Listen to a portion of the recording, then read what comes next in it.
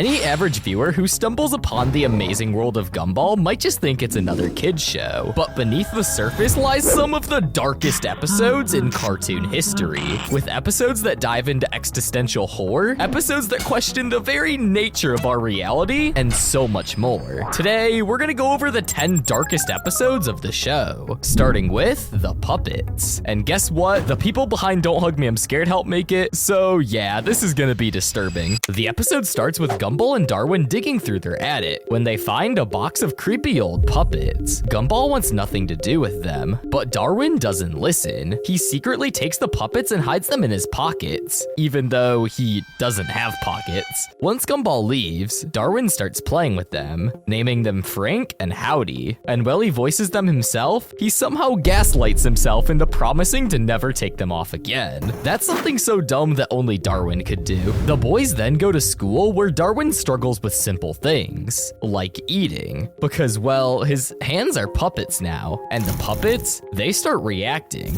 and their eyes narrow in anger when Gumball makes fun of the puppets at the table. Something is seriously wrong. Then, Darwin starts insulting Gumball, but he looks uncomfortable, like he's not in control. Gumball, thinking Darwin is just a jerk, slaps him with his meat. Wait, pause, not like that. But later that night, things get even weirder. Darwin goes so far as to take a bath with the puppets, keeping his promise to always be with them. But when Gumball catches him talking to the puppets attack him. At this point, Darwin isn't acting like Darwin anymore. Gumball fights back, rips the puppets off him, and throws them in the trash. But things aren't gonna end that easy, because later that night, we see the puppets crawl out of the trash. This time with their own voices different from the ones that Darwin gave him. Okay, the bedroom's just at the top of the stairs. Wait. Back inside the house, we hear banging sounds. So naturally, Gumball goes to check it out. And when he goes downstairs, he finds one of the puppets smashing his game console. And who's holding the puppets now? Well, it's still Darwin, but something's different this time. The puppets claim Darwin isn't talking anymore. He's in their world now. And the only way to get him back, Gumball has to enter the puppet world. So he puts on the Grady puppet, and he gets transported into the world. And this instantly gives me Don't Hug Me, I'm Scared vibes. Gumball himself is now a puppet. Something about the colorful world is just so unsettling, when you know, in reality, it's just a mask for the true horror behind it. So Gumball walks around exploring this imaginary world, recognizing a lot of the objects he sees with eyes as toys from his childhood. But then, we finally get to the house that Darwin's in, where he's joined by the Frank and Howdy puppet that are now life-sized. This has to be one of the most disturbing visuals I have ever seen in this show. Everything about it symbolizes that Darwin is trapped here forever, with no hope of ever escaping. The fact that it's masked in a pure, childish appearance only makes it even more terrifying. Anyways, Gumball comes barging in to try to save Darwin, until Grady slowly comes in and explains that this is all a setup. They close the doors, trapping Gumball and Darwin in the empty room. And finally, we get to see the true horror of this world, as we watch the puppets now play with Gumball and Darwin, explaining their plans to torture them for eternity. Luckily, Darwin found a loose string, which dismantled all of the puppets that were controlling them, and we get some very uncomfortable scenes of the puppets breaking. Gumball and Darwin then realize that this whole place is just powered by their imagination, so they blow it up and escape. Later that day, they host a yard sale and sell the puppets to a random kid, passing the horrors of this episode onto the next generation. Truly a wholesome ending. The idea of toys coming alive and consuming your soul in their world and playing with you for all of eternity while torturing you is horrifying. But this next episode brings the horror to another level. At number 9, we have The Downer.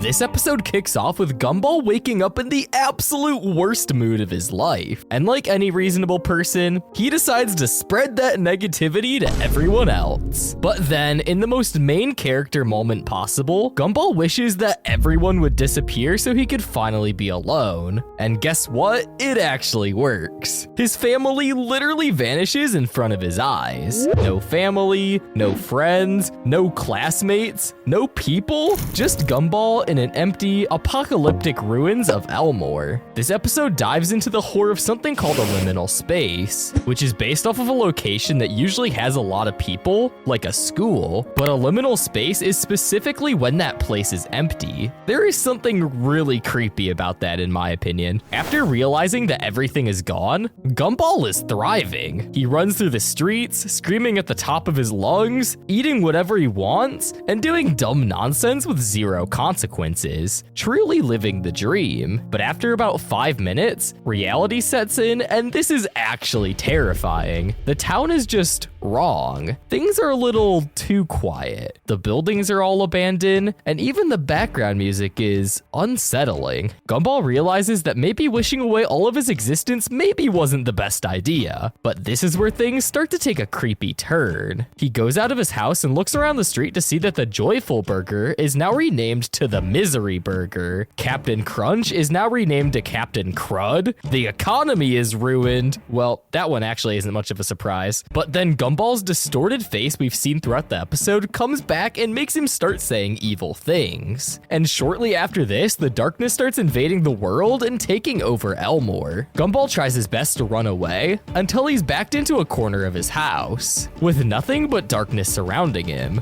Wait a second, he didn't die or anything. Everything's just dark now. So Gumball starts exploring until he squeezes something squishy. Hey, yo, what is my boy touching? Okay, thankfully it's just the sofa. Anyway, Gumball then starts thinking of ways to escape darkness until he remembers an inspirational quote from his dad. When you're feeling down, you need to get back into the swing of things. Boom, just like that, everything goes back to normal. But it turns out the entire time Gumball was just sleepwalking. Hey, wait a second, I knew he wasn't just squeezing the sofa. This episode is legitimately terrifying. Like, why did Cartoon Network allow this level of psychological horror in a kid's show? The abandoned city, the void, this could have been a full-on creepypasta. 10 out of 10 episode, but I would not want to experience this in real life. But coming in at number 8, we have The Burden. This episode starts in Principal Brown's office, and something immediately feels off. The man is in the middle of waxing his own fur, and to make it even worse, Gumball and Darwin are now scarred for life because they watched that whole thing. But before they can erase this out of their memories, Principal Brown gives them the task to watch the school hamster, Chris Morris, and he says they have to take care of him over the weekend. And the creators of the show give us a literal 10-second uncut shot of Chris Morris just staring at the camera menacingly. I already know bro's up to no good. This thing looks like it's seen horrors beyond human understanding. Gumball and Darwin, being the terrible pet sitters they are, take him away and now have to watch him for the whole weekend. Fast forward to the next day and Gumball is on a date with Penny, trying to impress her as usual, but for some reason he decides to bring Chris Morris on their date. Why?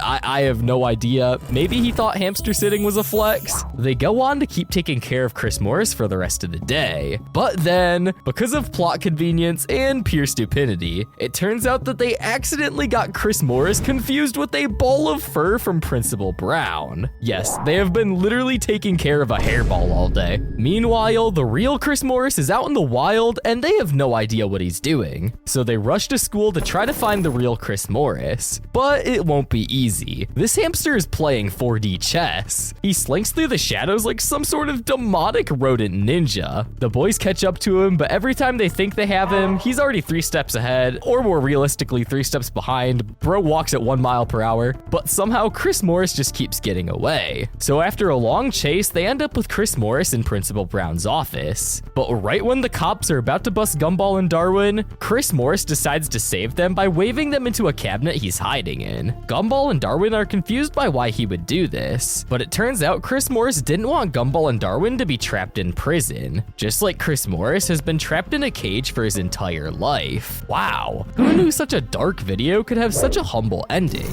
So Gumball and Darwin thank Chris Morris for his good deed and decide to release him back in the wild. He'll get there eventually. It might take him a while.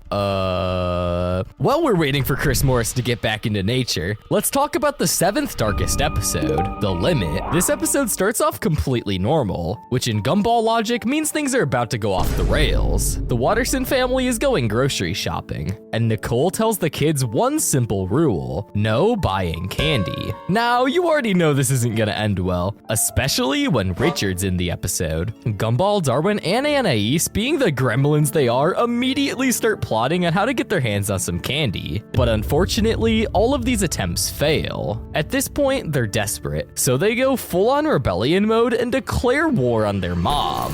Nicole reaches her breaking point. Like, literally, she fully snaps, becoming a monster. She chases them through the store, and the animation begins shifting. Her movements get unnatural, and her expressions become more exaggerated and monstrous. The kids realize they've made a terrible mistake. They push their mom to the absolute limit.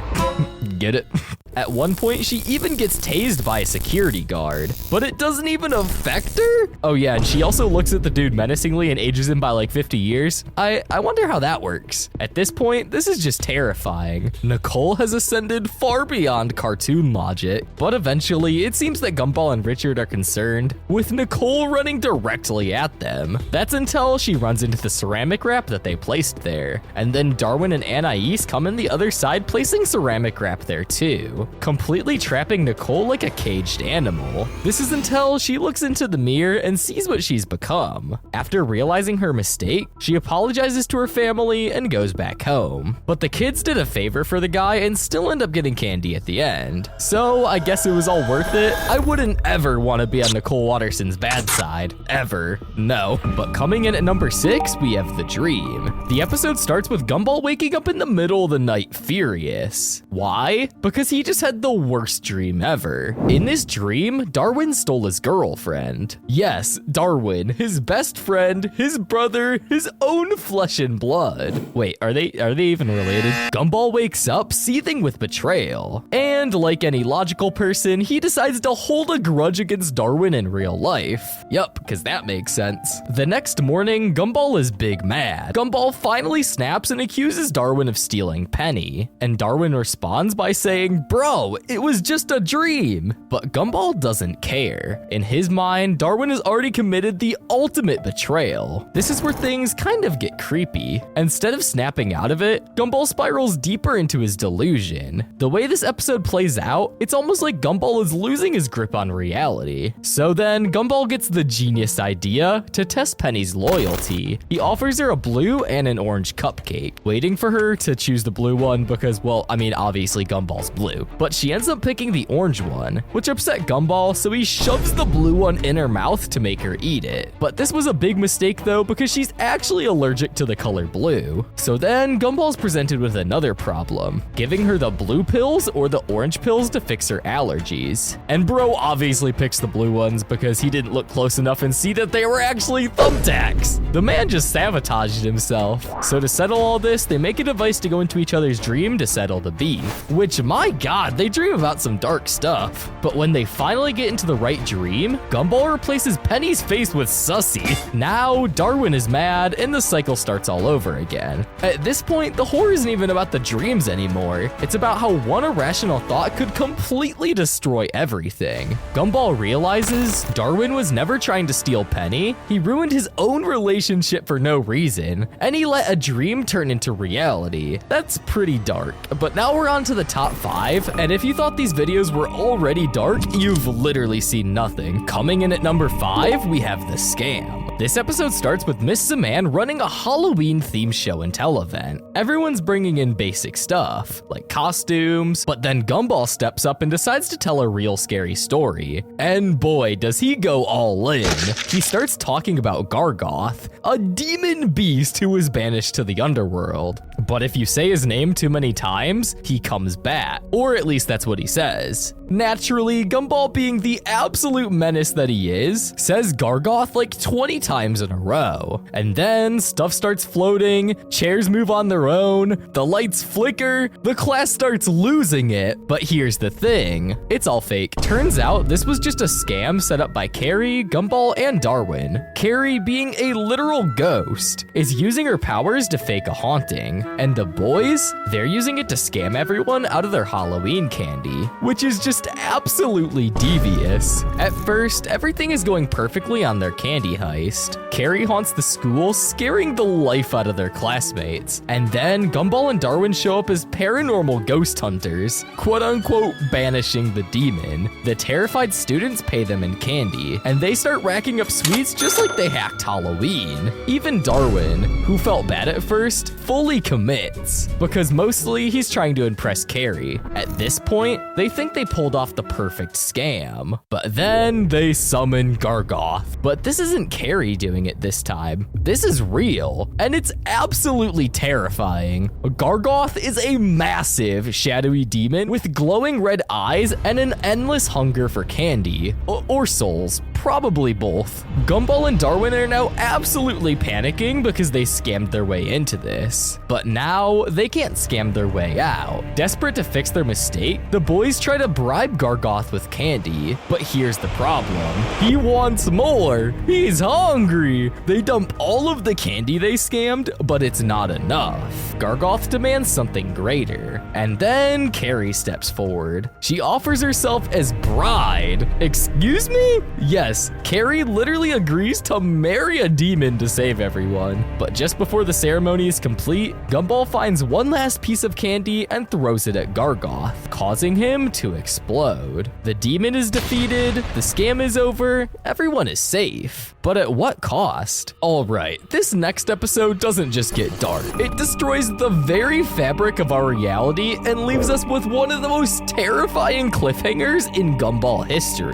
Coming in at number 4, we have The Disaster, where we start off way too happy, which, as we all know, means something horrible is about to happen. The Watterson family is singing a joyful road trip song on their way to the mall. They're laughing, vibing, everything feels suspiciously perfect. And then, boom, the car gets hit hard. But this seems kind of unnatural. Why would this happen? Well, the person behind this is no one other than Rob, holding a remote that literally contains powers to control the universe. If you guys don't know, Rob is basically the main villain of the Gumball universe, and it's safe to say that Gumball and Rob have had their fair share of beef in the past. Now, Rob has always been an outcast, a forgotten character from the void who remembers things no one else does. But this time, he's had enough. He's done with being ignored, done with being the loser, done with playing by all the rules of a world that forgot him, and now he's taking control. He pauses time mid-crash, leaving the Wattersons frozen in midair like puppets. He messes with the subtitles, making Darwin think that Gumball insulted him. He turns off parental controls, making Nicole and Richard go at each other's throats. He rewinds Gumball's love life, erasing all of his progress with Penny, and so much more. At first, Gumball doesn't realize what's happening, but then he starts noticing things. This isn't a prank anymore. This is Rob playing God. And worst of all, no one else realizes it. Once Gumball finally realizes that his entire world is being rewritten, he confronts Rob. At one point, Rob grabs the remote and aims it directly at Gumball. And this is where he reveals the truth. Rob isn't just trying to ruin Gumball's life, he's also trying to erase him from existence. Rob is tired of being the one left behind, tired of being the forgotten character from the void, and tired of being the bad guy. So what's his solution? Making Gumball the forgotten one. And just when he's about to use the remote to push Gumball into the void, conveniently, his remote dies. But to make sure he gets rid of Gumball, he throws the remote into the void, making Gumball have to go in there if he wants any chance of saving his family. And then the episode leaves off on a cliffhanger. But luckily, it picks back up and gets even darker in the third darkest Gumball episode, the rerun. Gumball and the Wattersons are back in the car, singing that same road trip song, heading to the mall. But something is wrong. Gumball remembers everything. Gumball isn't the only one stuck in the loop. Rob remembers too. And unlike Gumball, he is not happy about it. Dude is losing his mind. Rob used the remote to turn Nicole and Richard into babies. And because they're babies, that means that Anais, Gumball, and Darwin can't exist anymore. So when Anais tries to attack Rob, she literally gets deleted. And if that wasn't bad enough, Darwin starts reverting to his his original fish form, gasping for breath, looking like a shriveled up orange. With everything breaking apart, Gumball finally catches up to Rob.